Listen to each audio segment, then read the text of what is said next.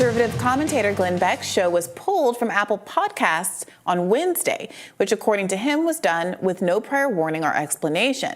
But now Apple is saying it was just a trademark issue after restoring the episodes. Well, in a video posted on X, formerly Twitter, Beck said Apple simply cited that they found an issue in his program and that it had to be resolved before it could be available. He slammed that decision. Let's watch. This is absolutely freedom of speech. There's nothing that we have said that would warrant any removal. Again, it's probably just a glitch, but it's amazing how we have to have a whole bunch of people point out the glitch before the glitch is found and it's put back. Man, this is huge. Well, I'm getting ready to do the show or rehearse the show for tonight. Tonight's a really important. Maybe that's what it is. Maybe they're just smoked because I'm pointing out the real crime family tonight on Blaze TV. This is why it's so important to get Blaze TV, because we're not playing this game. We don't censor anybody. And out of all the shows, my show is the one to get nailed. As we noted, Apple does appear to have reinstated the Glenn Beck show. As of this morning, the entire program is available once again with latest episodes titled Trump versus Biden, which is the real crime family. So I saw a lot of outrage on social media about this, saying this is another example of big tech censorship. I think J.D. Vance, Josh Hawley weighing in that way. Look, there are a lot of censorship decisions being made on platforms that I don't agree with, some of them even done at government behest. Apple says this was a trademark issue, and I just scanned through the recent episodes, and I don't know, this is my theory, but I would bet you it's because of this clip. Let's play it. We've known each other a long time. I can't remember the last time you invited me out for So he's doing a Don Corleone impression. I like Glenn Beck. I don't think this is the greatest Don Corleone impression I've ever heard. I love the little cat. The little cat edition is fantastic. That music in the background you're hearing, I bet that was the copyright violation. And for those watching at home, this is an issue that all content creators deal with on platforms for images and for music in particular. Sometimes we want to play footage of stuff, video stuff, but we can't play it because it's unclear who has the right. This is actually a field of copyright that is it's not clearly been adjudicated. So obviously, there's a lot of stuff I think counts as fair use that we can use, but it's why take the risk? Because the person who owns the right to that sound or image might sue you over it. And even if you're ultimately right and a court would say, yeah, you get to use it, it's fair use, you don't want to go through that litigation. You actually have to pay people to pay off people to stop complaining about it. This is an issue a lot of publications run into. We have a parent company, they don't want to deal with that. They've got armies of lawyers, but we do training on exactly what kind of sound we use. You still screw it up every now and then. My bet is it's that. Just my guess. That seems very plausible to me, especially in a world where Joe Rogan has the most successful podcasts in America and was offered millions of dollars to have an exclusive deal with Spotify. I haven't seen a lot of evidence that a disinterest in a certain kind of content is driving decisions as opposed to just popularity and the ability of these corporations to make money off of folks, including Apple making money off of someone who's very popular like Glenn Beck. So I am inclined to think that, yes, this was a copyright issue.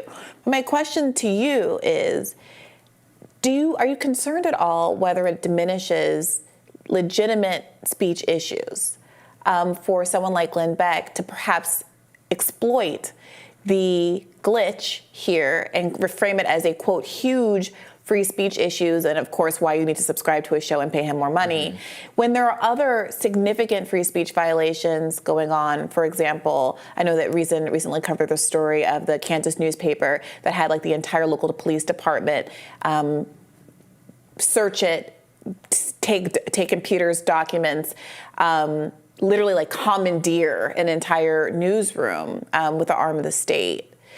Are you concerned at all about the way that free speech obviously has this purchase in a certain segment of the population? Understandably so, it is a really important issue, but that it does seem to get exploited in instances that aren't necessarily what I would call to be the biggest free speech issues of the day, or even perhaps free speech issues at all. I mean, I can understand people being a little, I can understand content creators having a knee-jerk reaction to being yanked off platforms. I've reacted that way when my content has been taken down by YouTube and by Facebook, which has happened a couple times.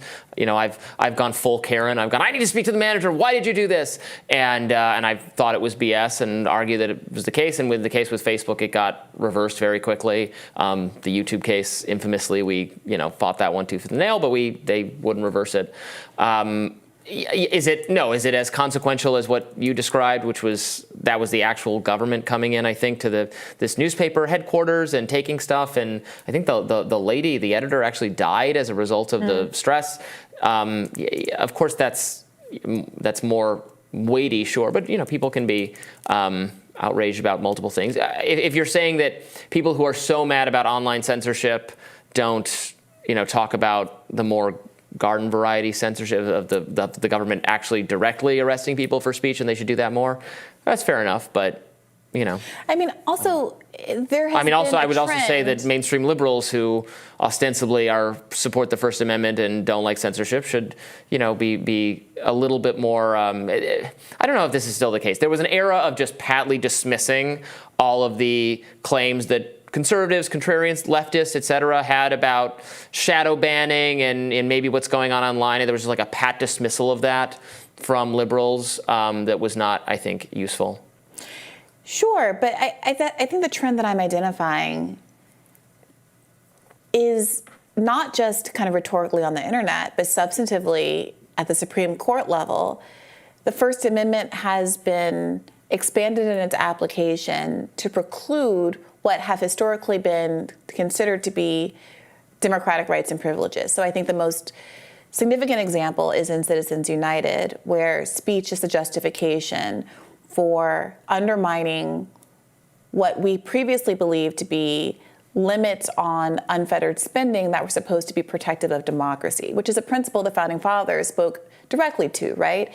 The idea of one man, one vote need to be protected by not allowing there to be this aggregation of extreme wealth that could be used to subvert our democratic political processes. As part of why the original corporation was time limited, I think, to 20 years. So the government says, well, we understand that there are instances where you're going to need to raise large amounts of money to build roads and bridges and infrastructure and things that the government isn't necessarily going to do in every instance as this new country is growing and expanding. But we're concerned about being able to grow large pots of money outside of the government in this way. So we're going to term limit how long the your corporate license is going to actually last. And so they understood this, they considered this. And now we're in a situation where I think conservatives have really understood that they can effectively pursue policy like getting rid of campaign finance regulations by wrapping these up as speech issues. And I'm curious about whether or not we're going to hit a wall where either there was a kind of boy who cried wolf feeling about people who talk about free speech because of instances like this Glenn Beck instance, potentially, assuming, of course, that it is about the copyright and not genuinely targeting him for his beliefs.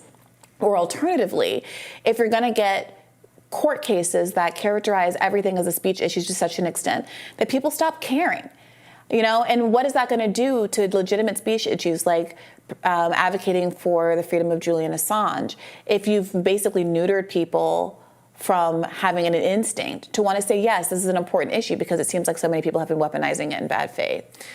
There was a lot there. I mean, well, going to the founders, their view of the First Amendment was just that it applies to Congress, right? They were not. Yes, I don't know that they would have necessarily envisioned. I mean, they wouldn't have even envisioned a lot of these protections for anything expanded to state issues or other. Like they literally only thought this was going to apply. This was going to constrain the federal government and Congress's behavior. I mean, they wouldn't have conceived of all the various agencies, government agencies we have at every level, state, local, and federal. So we're trying to retrofit what they wrote to apply to a lot of situations they wouldn't have necessarily envisioned. Yeah, but I certainly agree that that's not the best way to go about designing our society, but I'm trying to play by Republicans' rules, who very much try to root their I know how you feel originalism. about Citizens United and the campaign finance. I mean, this was not just a fringe right-wing view that money should be speech. I know, as well. it's a mainstream right-wing view. Well, it was the ACLU's view as well at the time. Right. That's not entirely accurate. There were specific facts of the case that were what they were. Right. But they were trying to prevent someone from releasing a documentary about Hillary Clinton. Right. But the question about whether or not the broad public actually wants there to be unlimited spending in the way that Citizens United allowed is not one that's up for debate. Most people are very much frustrated with the fact that there is, according to that Princeton study in 2014 that I'm always referencing, not a democracy anymore, because the thing that is directing what Congress chooses to do is corporate spending, lobbyist money, and not at all the will of the people that ostensibly are participating in this democracy. So I'm just raising it as I think that is. I'm watching this trend, and I'm curious about where it's going to go. And I wonder if there is going to be any pushback at a certain point, because arguably we're getting to a point where if everything is a free speech issue, if Donald Trump doing fraud, document fraud, and trying to pressure people to change election results and all of that is being characterized as free speech, is it eventually going to lose its potency? And is that kind of a bad thing, because there are real free speech issues afoot that we should be focused on? Well, sure, but we disagree about what those are, right? A lot of people of my persuasion think that being able to spend your money for political advocacy is also a form of speech and should be protected, just like the right of the newspaper people who had their door banged down by police and their stuff confiscated or whatever else happened in that case. Just like when Apple takes down your podcast, that's not a free speech issue. If they did it because I guess to the extent copyright is a free speech issue, I actually think copyright is probably way too zealously guarded and actually is kind of a free speech issue, and the category should be slightly done away with. But now if the government encourages or makes Apple take down your podcast, then maybe it's a First Amendment issue. So these are things that are going to be adjudicated over time, I guess. Indeed. More Rising right after this.